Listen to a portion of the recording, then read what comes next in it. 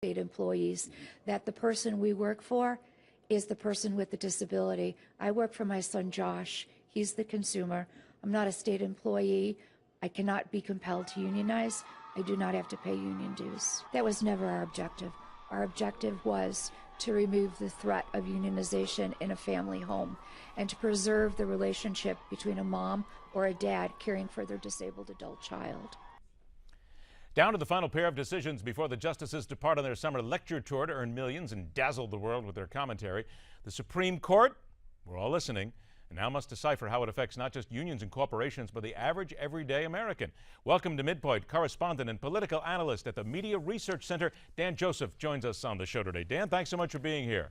Hey, thank you for having me. All right, Dan, here we go. The Supreme Court got those last two decisions out of the way. The first one, of course, the Hobby Lobby case, the contraceptive ruling, I should say.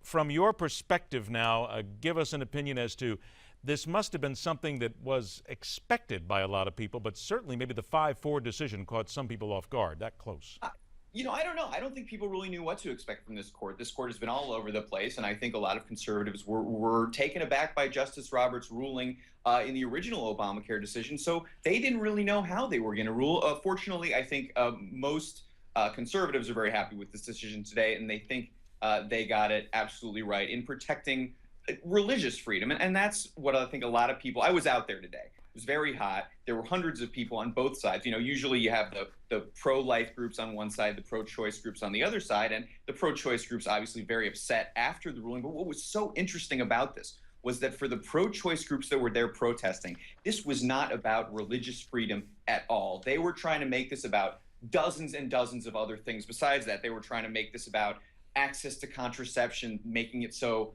women would think, well, if they rule the wrong way on this, women aren't going to be able to get contraception anymore. They made this about feminism. There were people in the group waving gay flags around. Somehow this was about gay pride. So in a lot of ways, this was an effort by the pro-choice movement to distract from what this was really about, which was religious freedom. And in the end, religious freedom won out today.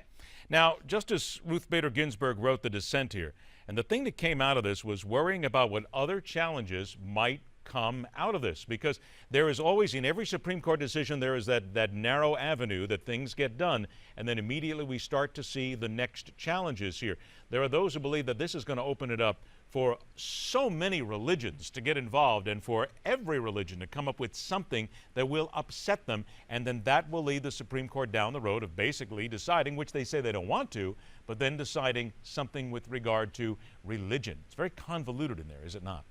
Well, I think that's a legitimate point, and I think if you want to have a religion that is opposed to, say, blood transfusions, come out and say, well, we're opposed to this, therefore we don't have to abide by any government mandate that mandates that children, for instance, have blood transfusions. Just say, well, I mean, yes, there are different avenues, but this was such a blatant political stunt by the administration in Obamacare. The way they did this wasn't written in the law to begin with. This was a mandate handed down by Health and Human Services after the law had already passed.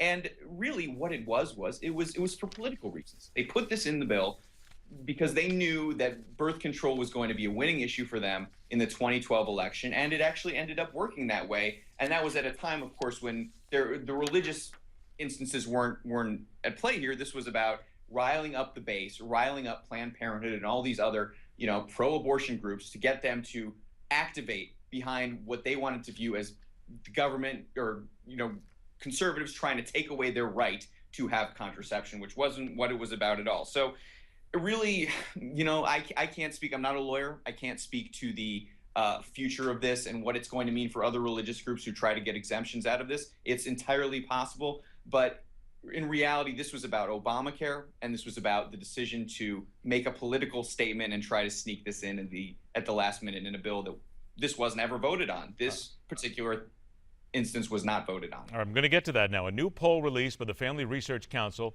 and we're going to put up the numbers here so everybody can see it. Speaks right to your point. Found 53% of those surveyed oppose Obamacare's contraceptive mandate. 43% of people polled support it. 4% said they are undecided. Now, knowing that we have heard from the Supreme Court, Dan, I guess the next question is going to be, where does the administration go from here then with regard to Obamacare and this specific instance of it that the Supreme Court has decided? Well, that's a great question. And I think one of the things that I was hearing right from the ground on the Supreme Court, where liberals were started tweeting out things about what they could do to fight back on this, was they're just going to try to get, if you're not going to get it through your employer, well, the government's going to make an effort to pay for it on their own. And they're going to set up yet another entitlement so people who aren't receiving it from work can get it from the Oh, government. no, wait a minute. Hang on a sec. There's something important that you just brought up here, which is now kind of wandered into the conversation today. With regard to this now, this would then indicate, and again, we still have to wait. Again, you and I are not lawyers. We just play one on TV on a regular basis here. But it's worth saying that now contraception will be at the behest or will be charged to the taxpayer. So now we are going to have taxpayers who are going to come in here, and they will be able to discuss their religious beliefs as they are now being put on the hook for this as well. So again, it is coming, no matter how you slice this, one way or another, it's right back down to the taxpayer. Sure. And in the end, that's an entirely separate debate. And I think we've been having that debate in a lot of instances for a very long time. The other thing we have to remember about this is what a huge part of this abortion and the abortion debate plays into all this. A lot of this revolved around drugs that many consider to be abortion drugs that, like the morning after pill, drugs that actually cause the death of an embryo. So when you're talking about that, we can get into a whole debate over the Hyde Amendment, over whether the government is going to now fund abortion. And I think that's something that consistently has been, the American people at least are very, very much against that. So the administration is going to have a very, very tough sell if they're going to want now the government to begin paying for these abortion drugs. Dan, let's talk about the reaction then to the other case that the Supreme Court decided today. I could almost hear, and in discussions I've had the last couple of weeks with friends of mine who are very big in unions, and these are people who are the heads of unions, shop stewards, and others. They have been talking about the fact that unions have been losing members by the thousands in the last few years, tens of thousands. This decision today basically saying that if you are not part of the union, you don't have to pay union dues, even though the union negotiates your contract. Boy, I can see big labor just shaking in their shoes about this one all across the country today. Well, I think they've been shaking in their shoes ever since Scott Walker had his big victory in Wisconsin, and then something similar happened in Michigan. Yeah, the unions have just had one loss after another, and you can really see the decline of union power in this country. What was so strange about this case, and it seemed like almost a no-brainer to me, was that they were trying to give union status to individuals who were simply using government programs like Medicare, and they were trying to make them, force them to become collective bargainers and pay union dues. I don't see how they could possibly get away with it. They're trying to expand their power when, in fact, they should just be trying to preserve it if that's their ultimate goal. But this seemed like a huge overreach. And yes, I mean, I think no one can deny that unions are really on the decline in this country right now, and especially public sector unions, which have really taken a hit in the last few years. Here's a couple things on this. We want to make sure to point out to everybody that this is a very narrow decision here. It's a 5-4 decision. It is one woman and others providing in-home care for family members and others with disability who are not full-fledged public employees who could be forced to pay union dues to a public employees union. So again, it's very narrow. But what you spoke of here is what's been happening with unions. Unions will fight back by saying, we are here for the worker. We are here. We are protecting your rights. We're getting your medical benefits. We're getting you good wages. We're taking care of things. So we are still important. Are we looking then at a time, and boy, I'll tell you, we're looking far off in the future here, but are we looking at a complete breaking of the unions to where we're slowly walking down that path now, thanks to what Walker did and now here, that unions pretty much might become extinct in the next decade or so? At least the public sector unions. Sure, public sector unions, yes. And that's the important one in reality, because the public sector unions are the ones that are absolutely busting the budgets of these states. I mean, I lived out in California for a while. You can see the decay of that state, and part of the reason is because of these public sector unions and the control they have everywhere.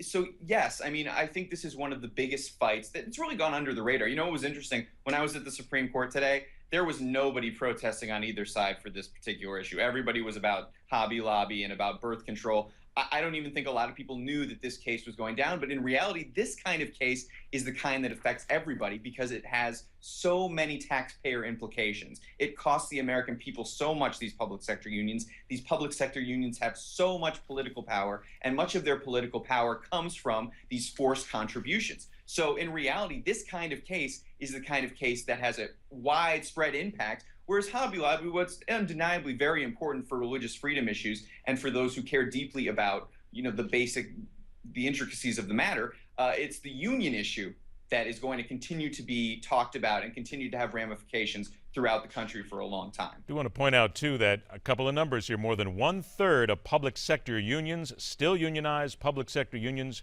a major force in U.S. policy and politics. Unionization is 6.7% of the U.S. private sector, but it comes down to the public sector as well, and that's what we're talking about in this case. Dan, we appreciate you taking a couple of minutes to be here today. Let's do it again sometime. Absolutely. Thank you so much for having me on. All right, Dan, thank you very much.